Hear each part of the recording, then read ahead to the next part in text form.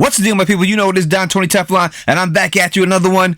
And this one is Dexter New Blood, Too Many Tuna Sandwiches. In this breakdown, I will recap it, review it, and then tell you what I think is going to happen in the upcoming episodes.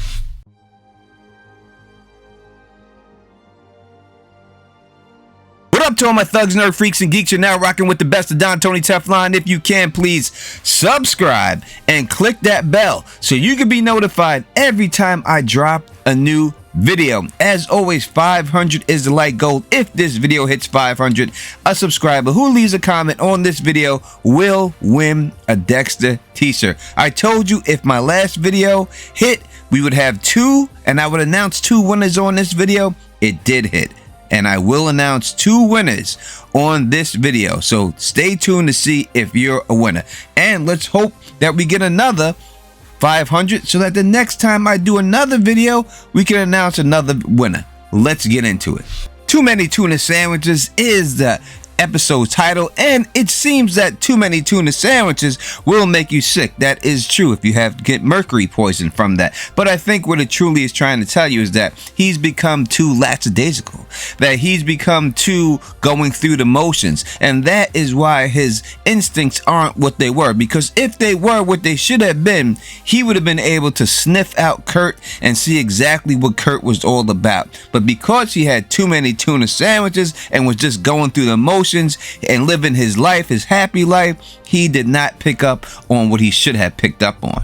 So let me address the elephant in the room, and that is my theory that Molly knows exactly who Dexter is. It seems from this episode that she does not know who Dexter is. Now, we know that she did use a picture from his wedding, so maybe she just doesn't put it together at this particular time. Or maybe because she was caught in a bad situation at the time that she was, she's not letting on everything that she knows. We'll have to wait and find out and see how it plays out.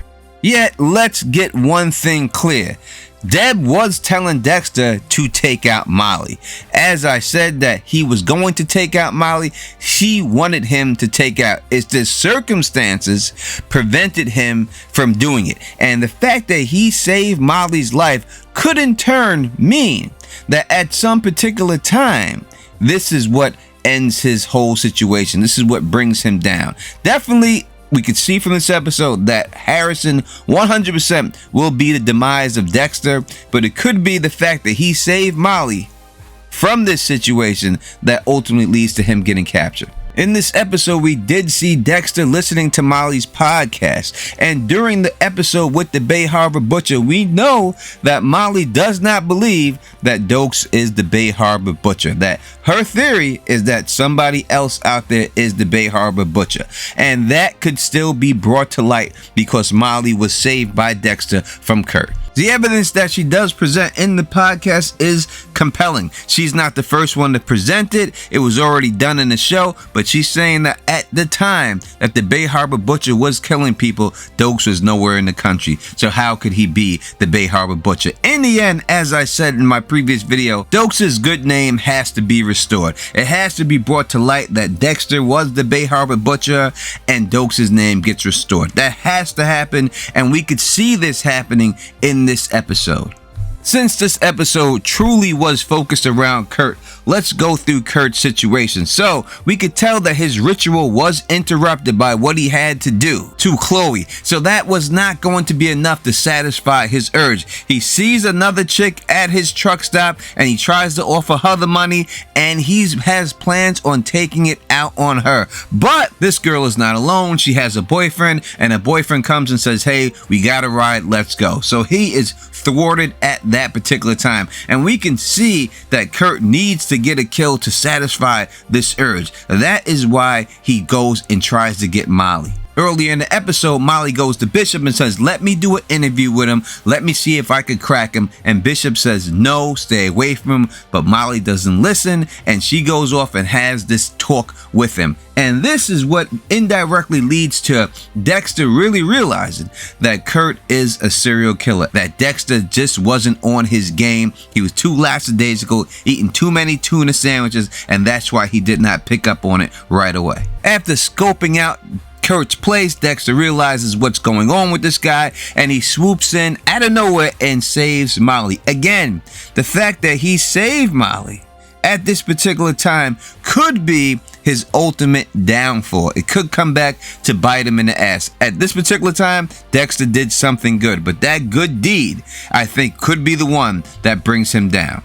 After seeing Dexter look around the room and take a look at everything, Kurt has to know that Dexter most likely knows something's going on with him. So we see the setup that Kurt is going to have to eliminate Dexter from this situation as soon as possible if he believes that he knows his secret. Now, Dexter does have the upper hand in this situation because people don't seem to know exactly who he is. So he cannot hold that over Dexter's head at this particular time.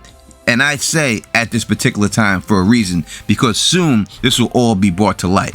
Now, Kurt was found out in this episode by Bishop. Bishop put all the clues together. She took everything she learned from Angel Batista, right? Blabbermouth Batista, and put it into action. And she said to herself, and she put it on the board when she was talking to Logan, like, listen, this guy wanted to stop the investigation. Why did he want to stop the investigation when he did?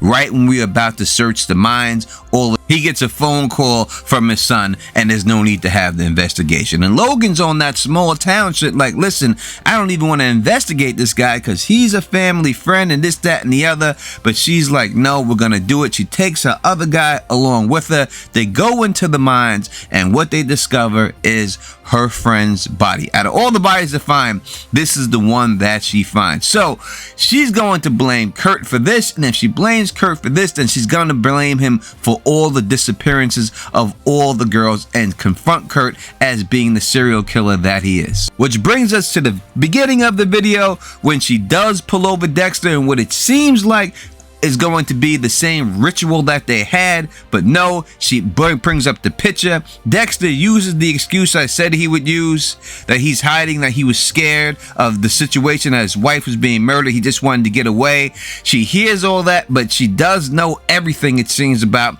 his past from that obituary, or she did a little bit more searching, because at the end of the episode she says, listen, I don't need Jim, I need Dexter Morgan, the blood spatter expert, to come up here and help me out with this situation. And she does break up with him during that, but she does need him at this particular time, and Dexter seems like he's gonna be on his way up to that cave.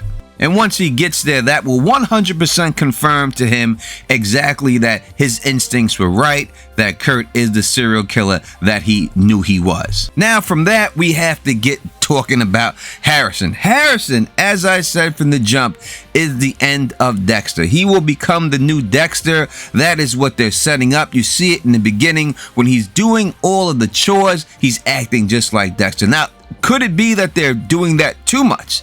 That they're throwing that in your face too much, and the Harrison is not like Dexter at all? That's what they're trying to give you, that make you think he is, but in the end he's not. No, that is not the case. The kid brought the razor blade to Bishop's daughter's house. Now, did he have intentions of killing her?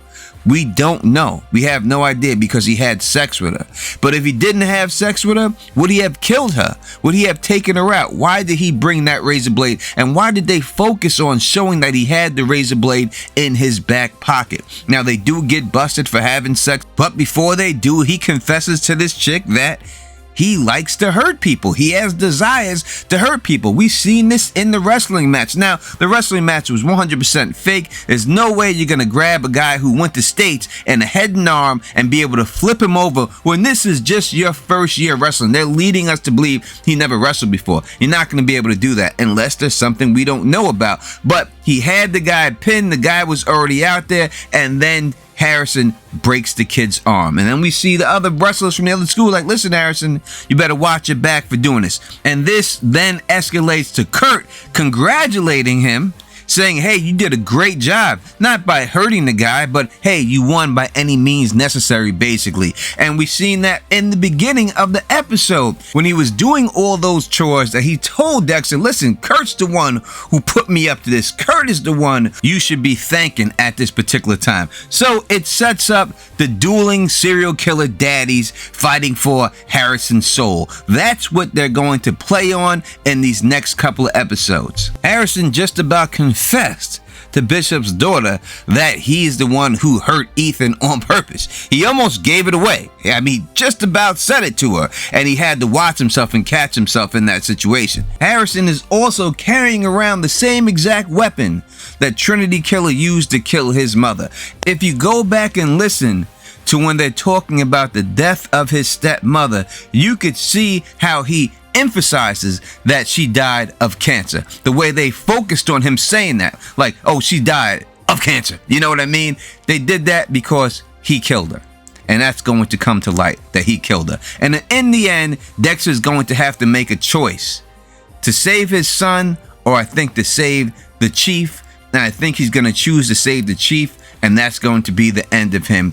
And Harrison will whether take out Dexter or lead to him being caught, to the point where Harrison then takes over as the new killer. And Dexter, if he's dead, which I think he will die, will be his dark passenger speaking to him in his head if they do another season. You tell me in the comment section what you think. What you think's going to happen in Dexter. Let's go through the winners. And the two winners are River Blue and also Circa 30. Thank you very much for being a subscriber and leaving a comment on my videos. All you gotta do is hit me on Teflon TV on Facebook, give me your information, and I will mail those out to you personally. So if you like the way I do this, please thumbs up this, spread this across the realm, and as always, subscribe. And until next time, you know who it is. Peace and stay sexy.